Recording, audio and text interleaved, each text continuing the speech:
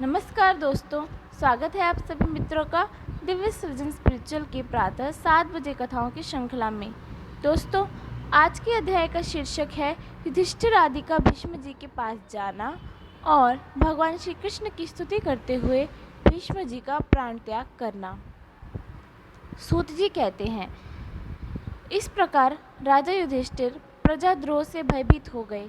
फिर जब सब धर्मों का ज्ञान प्राप्त करने की इच्छा से उन्होंने कुरुक्षेत्र की यात्रा की, जहाँ भीष्म पितामह शरशय्या पर पड़े हुए थे। शौनक आदि ऋषियों उस समय उन सब भाइयों ने स्वर्ण जटित रथों पर, जिनमें अच्छे अच्छे घोड़े जुते हुए थे, सवार होकर अपने भाई युधिष्ठिर का अनुगमन किया और उनके पीछे चल दिए। उनके साथ व्यास, धौम्य आदि ब्राह्मण भी थे। शौनक जी अर्जुन के साथ भगवान श्री कृष्ण भी रथ पर चढ़कर चले गए। उन सब भाइयों के साथ महाराज युधिष्ठिर की ऐसी शोभा हुई मानो यक्षों से घिरे हुए स्वयं कुबेर ही जा रहे हों। अपने अनुचरों और भगवान श्री कृष्ण के साथ वहां जाकर पांडवों ने देखा कि भीष्म पितामह स्वर्ग से गिरे हुए देवता के समान पृथ्वी पर पड़े हुए हैं। उन लोगों ने उन्हें प्रणाम किया। शौनक जी उसी समय भरतवंशियों के गौरव रूप भीष्म पितामह को देखने के लिए सभी ब्रह्म ऋषि, देव ऋषि और राजर्षि वहां आए। पर्वत, नारद, धौम्य, भगवान व्यास, बृहदर्ष, भरद्वाज शिष्यों के साथ परशुराम जी, वशिष्ठ, इंद्रप्रमद, त्रित, गृत्समद, असित, कक्षीवान, गौतम, अत्रि, विश्वामित्र, सुदर्शन तथा और भी सुखदेव आदि शुद्ध हृदय महात्मागण एवं शिष्यों के सहित कश्यप, अंगिरा पुत्र बृहस्पति आदि मुनिगण भी वहां पधारे। भीष्म पितामह धर्म को और देश काल के विभाग को कहाँ, किस समय तथा क्या करना चाहिए, इस बात को जानते थे। उन्होंने उन बड़भागी ऋषियों को सम्मिलित हुआ देखकर उनका यथा योग्य सत्कार किया। वे भगवान श्री कृष्ण का प्रभाव भी जानते थे, इसलिए उन्होंने अपनी लीला से मनुष्य का वेश धारण करके वहां बैठे हुए तथा जगदीश्वर के रूप में हृदय में विराजमान भगवान श्री कृष्ण की बाहर तथा भीतर दोनों जगह पूजा की। पांडव बड़े विनय और प्रेम के साथ भीष्म पितामह के पास बैठ गए। उन्हें देखकर भीष्म पितामह की आंखें प्रेम के आंसुओं से भर आईं। उन्होंने उनसे कहा, धर्मपुत्रों, हाय हाय, यह बड़े कष्ट और अन्याय की बात है कि तुम लोगों को ब्राह्मण धर्म और भगवान के आश्रित रहने पर भी इतने कष्ट के साथ जीना पड़ा, जिसके तुम कदापि योग्य थे ही नहीं। अतिरथी पांडु की मृत्यु के समय तुम्हारी अवस्था बहुत छोटी थी। उन दिनों तुम लोगों के लिए कुंती रानी को और साथ साथ तुम्हें भी बार बार बहुत से कष्ट झेलने पड़े। जिस प्रकार बादल वायु के वश में रहते हैं, वैसे ही लोकपालों के सहित सारा संसार काल भगवान के अधीन है। मैं समझता हूँ कि तुम लोगों के जीवन में ये जो अप्रिय घटनाएं घटित हुई हैं, वह सब उन्हीं की लीला है। नहीं तो जहाँ साक्षात धर्मपुत्र राजा युधिष्ठिर हो, गदाधारी भीमसेन और धनुर्धारी अर्जुन रक्षा का काम कर रहे हो, गांडीव धनुष और स्वयं श्री कृष्ण सुहृदय हो, भला वहाँ भी विपत्ति का संभावना है। ये काल रूप श्री कृष्ण कब क्या करना चाहते हैं, इस बात को कभी कोई नहीं जानता। बड़े बड़े ज्ञानी भी इसे जानने की इच्छा करके मोहित हो जाते हैं। युधिष्ठिर, संसार की ये सब घटनाएं ईश्वर इच्छा के अधीन है।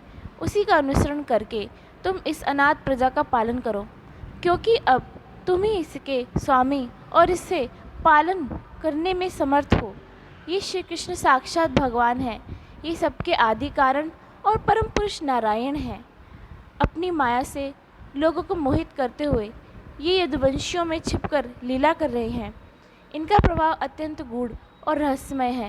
युधिष्ठिर, उसे भगवान शंकर, देवऋषि नारद और स्वयं भगवान कपिल ही जानते हैं, जिन्हें तुम अपना मेरा भाई, प्रिय मित्र और सबसे बड़ा हितु मानते हो, तथा जिन्हें तुमने प्रेमवश अपना मित्र, मंत्री, दूत और सारथी तक बनाने में संकोच नहीं किया है, वह स्वयं परमात्मा है। इन सर्वात्मा, समदर्शी, अद्वितीय, अहंकार रहित और निष्पाश परमात्मा में उन ऊंचे नीचे कार्यों का कारण कभी किसी प्रकार की विषमता नहीं होती। युधिष्ठिर, इस प्रकार सर्वत्र सम होने पर भी देखो तो सही, वे अपने अनन्य प्रेमी भक्तों पर कितनी कृपा करते हैं। यही कारण है कि ऐसे समय में, जबकि मैं अपने प्राणों का त्याग करने जा रहा हूँ, इन भगवान श्री कृष्ण ने मुझे साक्षात दर्शन दिया है। भगवत परायण योगी पुरुष भक्ति भाव से इनमें अपना मन लगाकर और वाणी से इनके नाम का कीर्तन करते हुए शरीर का त्याग करते हैं और कामनाओं से तथा कर्म के बंधन से छूट जाते हैं। वही देव भगवान अपने प्रसन्न हास्य और रक्त कमल के समान अरुण नेत्रों से उल्लसित मुख वाले चतुर्भुज रूप में, जिसका और लोगों के केवल ध्यान में दर्शन होता है, तब तक यहीं स्थित रहकर प्रतीक्षा करें जब तक मैं इस शरीर का त्याग ना कर दूं। सूत जी कहते हैं, युधिष्ठिर ने उनकी ये बात सुनकर शरशैया पर सोए हुए भीष्म पितामह से बहुत से ऋषियों के सामने ही नाना प्रकार के धर्मों के संबंध में अनेकों रहस्य पूछे। तब तत्ववेत्ता भीष्म पितामह ने वर्ण और आश्रम के अनुसार पुरुष के स्वाभाविक धर्म और वैराग्य तथा राग के कारण विभिन्न रूप से बतलाए हुए निवृत्ति और प्रवृत्ति रूप द्विविध धर्म, दान धर्म, राजधर्म, मोक्ष धर्म, स्त्री धर्म, भगवत धर्म, इन सब का अलग अलग संक्षेप और विस्तार से वर्णन किया। शौनक जी, इनके साथ ही धर्म, अर्थ, काम, मोक्ष, ये चारों पुरुषार्थों का और इनकी प्राप्ति के साधनों का अनेकों उपाख्यान और इतिहास सुनाते हुए विभागश वर्णन किया। भीष्म पितामह इस प्रकार धर्म का प्रवचन कर ही रहे थे कि उत्तरायण का समय आ पहुंचा, जिसे मृत्यु के अपने अधीन रखने वाले भगवत परायण योगी लोग चाह करते हैं। उस समय हजारों रथियों के नेता भीष्म पितामह ने वाणी का संयम करके मन को सब ओर से हटाकर अपने सामने स्थित आदि पुरुष भगवान श्री कृष्ण में लगा दिया। भगवान श्री कृष्ण के सुंदर चतुर्भुज विग्रह पर उस समय पीताम्बर फहरा रहा था। भीष्म जी की आंखें उसी पर एक टक लगी गई। उनको शास्त्रों की चोट से जो पीड़ा हो रही थी, वह तो भगवान के दर्शन मात्र से ही तुरंत दूर हो गई तथा भगवान की विशुद्ध धारणा से उनके जो कुछ शुभ अशुभ शेष थे, वे सभी नष्ट हो गए।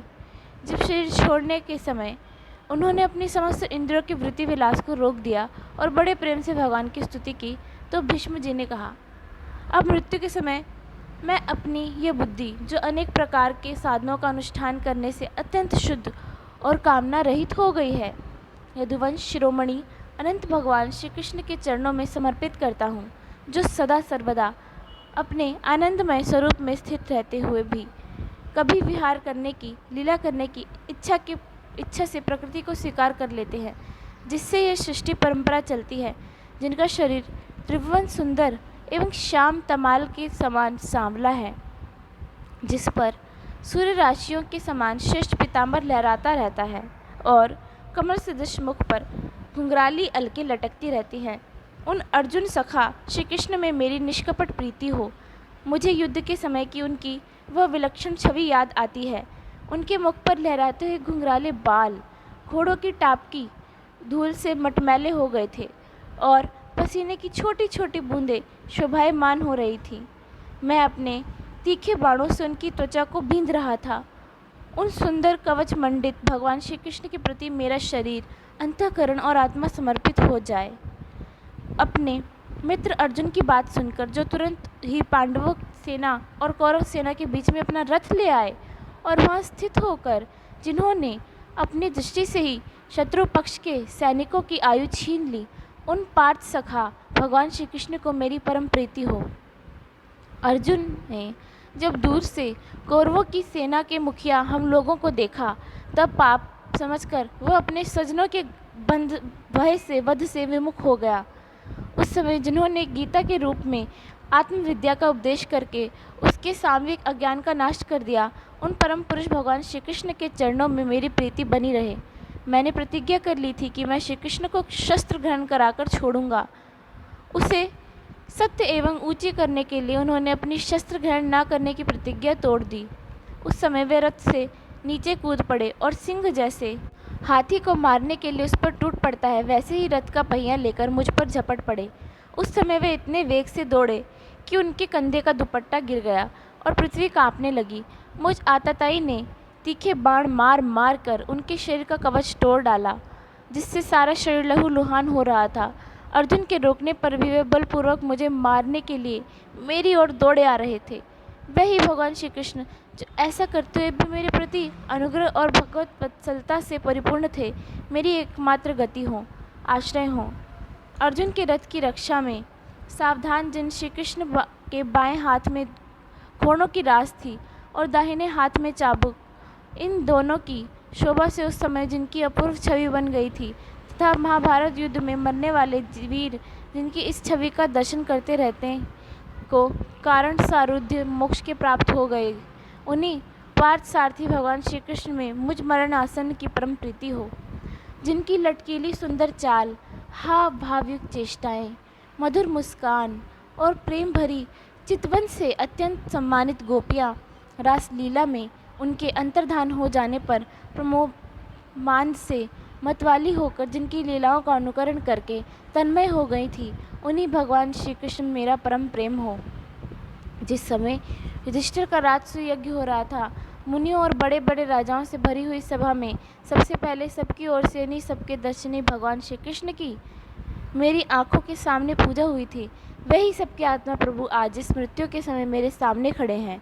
जैसे एक ही सूर्य अनेकों आँखों से अनेक रूपों में दिखते हैं, वैसे ही अजन्मा भगवान श्री कृष्ण अपने ही द्वारा रचित अनेक शरीरधारियों के हृदय में अनेक रूप में जान पड़ते हैं। वास्तव में वे एक और सबके हृदय में विराजमान है ही। उन्हीं इन भगवान श्री कृष्ण को मैं भेद भ्रम से रहित होकर प्राप्त हो गया हूँ। सूत जी कहते हैं, इस प्रकार भीष्म पितामह ने मन, वाणी और दृष्टि की वृत्तियों से आत्मस्वरूप भगवान श्री कृष्ण में अपने आप को लीन कर दिया। उनके प्राण वहीं विलीन हो गए और वे शांत हो गए। उन्हें अनंत ब्रह्म में लीन जानकर सब लोग वैसे ही चुप हो गए जैसे दिन के बीत जाने पर पक्षियों का कलरव शांत हो जाता है।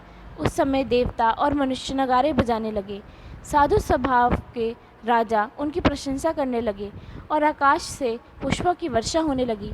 शौनक जी, युधिष्ठिर ने उनके मृत शरीर की अंत्येष्टि क्रिया कराई और कुछ समय के लिए ही वे शोकमग्न हो गए।